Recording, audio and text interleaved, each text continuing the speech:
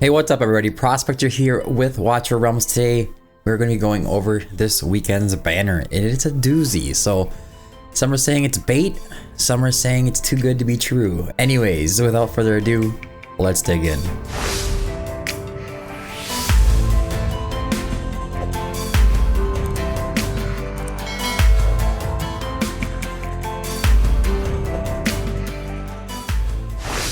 Alright guys, so this banner is definitely going to be a challenging one for most of us, and there's quite a few good reasons on it. So we do have a very good hero, actually two good epics here. We have Deimos on the banner, and if you didn't know, my top 10 epics list, Deimos is one of those heroes. His damage is just unmatchable by most epics in the game, specifically on Guild Boss 1. He can do a really good amount of damage for an epic. It's very rare to be able to find an epic that can do the damage that he can.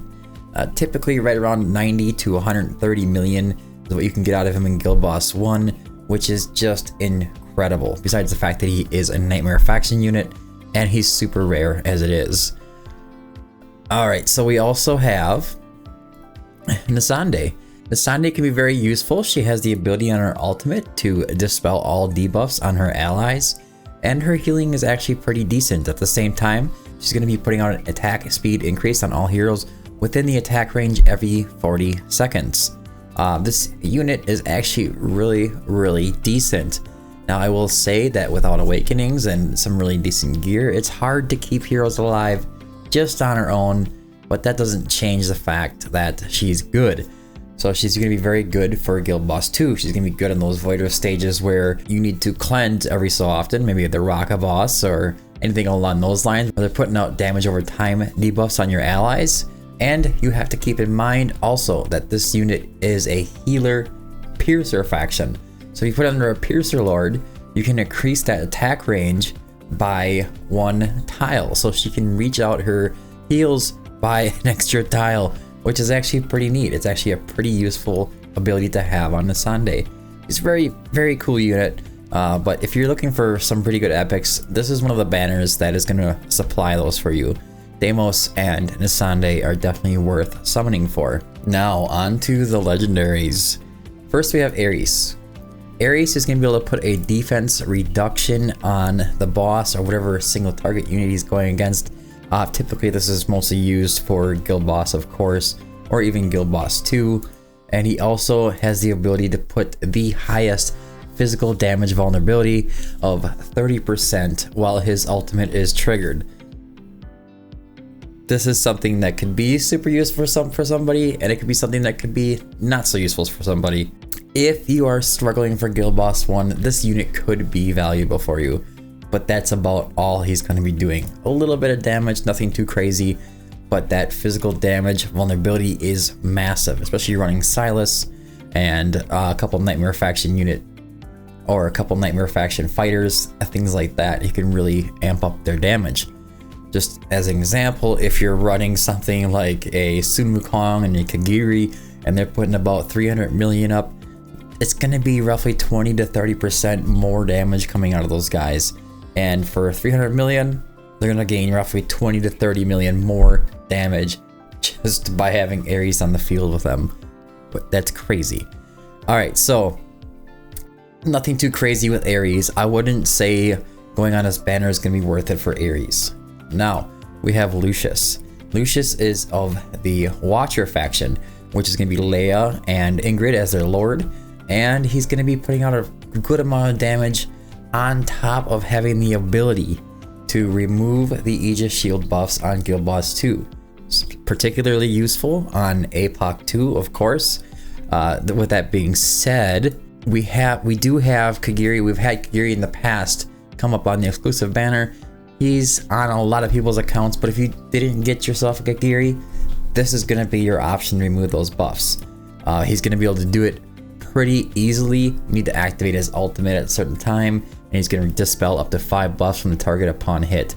So, and if you don't need him for that, and you just want to summon him for damage, all you have to do is just let him stay on the field. And he just cranks her out, man. He does a lot of damage, so that is something to take into consideration. He does have a really high damage output. Now that there may be a chance that you are struggling with APOC 2, and that's why I'm saying this. Some people say this banner is bait and some people say it's not. Honestly, maybe the limited exclusive that's coming up isn't for you. Maybe you need this instant progression right now, and you're at that point where you're searching for niche heroes to get certain jobs done. And Lucius was definitely one of those niche heroes. Removing those debuffs is going to be crucial. Now, this is the same reason that we want to talk about Boreas a little bit here. Boreas, who was definitely at one point one of the most goated mages in the game. He might be still. I definitely use mine from time to time. My Boreas and my Comet are my number 1 and number 2, and he is kind of unmasked on a lot of things. Now, he's kind of died off in AoE Arena, and that has a lot to do with the way that they nerfed him. I believed back then that it was an over nerf and that we just needed to wait for the game to develop a little further, all the players to get a little further down the road, and obviously that is true. He's been nerfed into oblivion when it comes to AoE Arena. We now have Ingrid in the game, who's going to be definitely just like smoking him. He's not going to stand a chance against somebody like Ingrid, even with Comet right next to him either. So, well, why do I think this banner is so good, and why do I think that you might need yourself a Boreas? Well, he's going to be doing the damage and the anti-heal all in one. That is going to be Boreas' number 1 trick. It actually works really well for us. So if you are struggling with like gear rate of 119, maybe 20, 21, he's going to put you there. Once you get Boreas, gear rate 1 goes on to easy mode. And that is why I think this banner may not be bait depending on who you are. Now, should you summon depending on the tier of your account? Early game, it really depends on how early game we're talking here. If you're like within the first 30 days and you don't have very many legendaries, you're probably better off going on a 2x banner and trying to get yourself a couple of legendaries to fill out your roster a little bit, get your account moving. That might be better. But if you're a little bit further than 30 days and maybe you'd like to take a chance and get yourself a Boreas, he's going to be game changing for you. He is literally a goated progression hero. There's not going to be many places you won't put him down. If you need a mage, Boreas is going to be your guy. If you have yourself a Comet and you have yourself an anti-heal, you're probably not going to want to pull on this banner.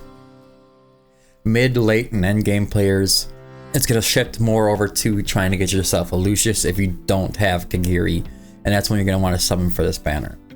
Now, with that being all said, the early game might consider summoning to try to get Nissandei and Deimos, but at the same time, it's not really a rush getting those heroes. You're probably going to end up using legendaries that are going to outdo them anyways at some point. It might not be that long down the road. It typically isn't. And one of the main reasons this banner is considered bait is because in February, we have a limited exclusive hero coming up, and it may or may not be pretty good. But with that being said, I think there's always going to be a limited exclusive hero coming up. So that doesn't mean you can just ignore every single banner. That's probably not really a good idea, right? A lot of the exclusive heroes are decent, but sometimes are not so great. You know, Falcia, for example. So, with that being said, that's really all I have to say about this banner in particular. Boreas, if you need progression in gear rate 1 and you're struggling with mages, might make this a go-to banner. Lucius, if you're a little later game and you're trying to push Apocalypse 2 and you want to remove those Aegis Shield buffs, he's kind of your guy. You know, he's going to be somebody that's going to really help you get that done, kind of put it on easy mode for you. Ares is more of like a niche, kind of fun to play with hero. I wouldn't say you should summon any of his banners just to pull an Ares. That 30% physical damage of vulnerability is amazing, but at the same time, it typically isn't really needed. Just use your Volca. I think that she gets you up to what, 10 or 20%, and if not, then you can just go ahead and use your Mari as well, and you can kind of test out whether or not that even really be worth it. For the early game players, maybe if you're a late game and you just like maybe want to pick up a Deimos because you haven't got him yet, he is really rare and it's hard to pull him outside of a 15x. Maybe you want to pull to try to pick yourself up a Deimos. But that's all I have for the Invocation of Spirits and the Divine Summoning, but let's move on to the Crazy Divine and Crazy Invocations. This is purely going to be the free-to-play early game players that are going to pull on this under 40 days for sure. Under 40 days, you pull on the 2x banners to try to fill out your roster. Not really much more to say about that. If you feel like you have a lot of heroes to level up and there's plenty of things for you to do, don't worry about pulling on the 2x and start targeting heroes as soon as you can. Now, the special ancient summoning. This has to be the easiest no that I've probably ever done for an ancient summoning banner with a 15x unit on it. You don't want to pull Elddr. You don't want to pull for Elddr. Okay, he's don't let me snub the hero on you. If you love Elddr, you love Elddr. I get it. It's fine. You can love your Elddr. But I'm not going to suggest to the crowd here that you should try to use your ancient summoning crystals to pull for an Elddr. Okay. Actually, the other unit on the 15x Jeera would be more worthy of you pulling for. Jeera is a very, very strong unit. But that being said, she is also an exclusive ancient hero. But, and it's a big but, I always suggest that you save your ancients for either an Elddr banner, for a Boreas banner, or an Ingrid banner. The 3 strongest legendary ancient exclusive lords in the game. You don't want to pull off of those 15x banners for those top 3, simply because when you trigger your Lord Pity, it really hurts when you pull something else that's not one of those heroes. But anyways, guys, I think that's all I really have for today. Good luck if you decide to pull. And again, it's completely understandable if you decide not to. But anyways, guys, I hope you found this video helpful. If you did, don't forget to like and subscribe. Make sure you join the Discord. It's down in the description below. Tier guides, stage guides, hero guides, takeovers, everything you could possibly think of. We even have all the exclusive gear sets in there just for you to kind of check out and see what you're looking for. But anyways, thanks for tuning in, and until next time, keep digging.